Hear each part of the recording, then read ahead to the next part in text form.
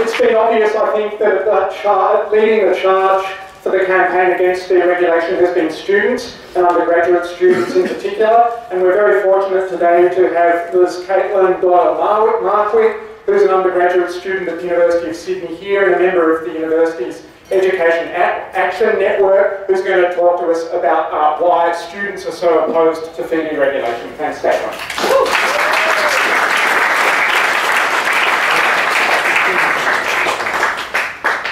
Hi everyone, it's great to see so many people here today.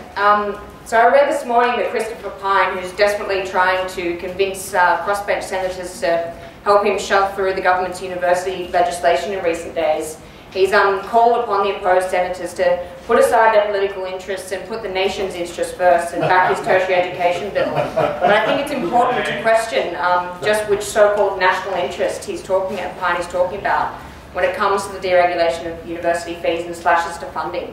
Because I think to current undergraduate students and prospective students, it's not actually immediately clear. Are we talking about the interests of the teaching, nursing, medicine and science students and the rest of us that will be saddled with debt for the rest of our lives? And is it in the interest of the majority of this society to emulate the hugely inequitable system of the American university system? No. Where the elite universities are bastions of privilege that most can only dream of attending? Or is Pyne talking about the interests of the group of 8 vice-chancellors, the likes of Michael Spence sitting up here in his ivory tower, who are attempting to squeeze students and staff for all their worth and want to entrench their position at the top of a two-tiered university system? I think both the Liberal government and the group of 8 vice-chancellors have tried their hardest to sell this legislation to the public this year.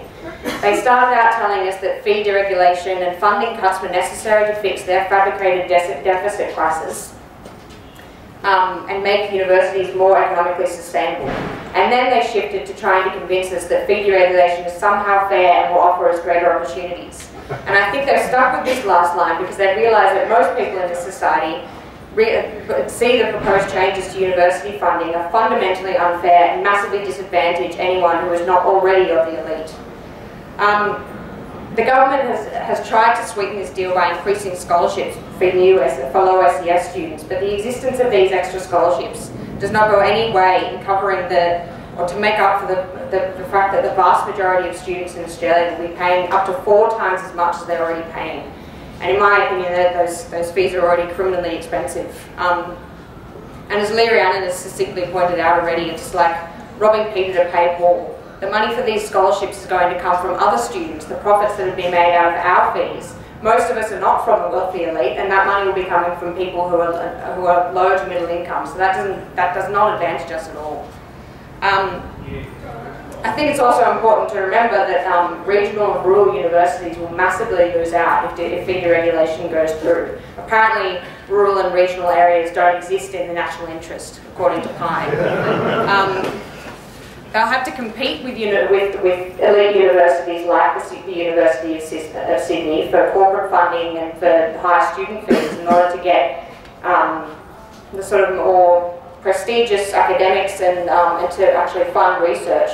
And what Pyne is also trying to do is to create teaching-only universities like they have in American colleges. That's also not going to advantage us. The separation of teaching from research is an absolutely terrible idea, in my opinion.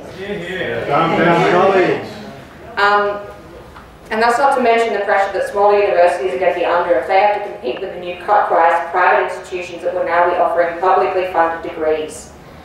So this is the vision of higher education that's being offered to us students now. A highly competitive system where a few institutions come out on top and the rest have to try and sell our degrees to us in whatever form they're able to afford.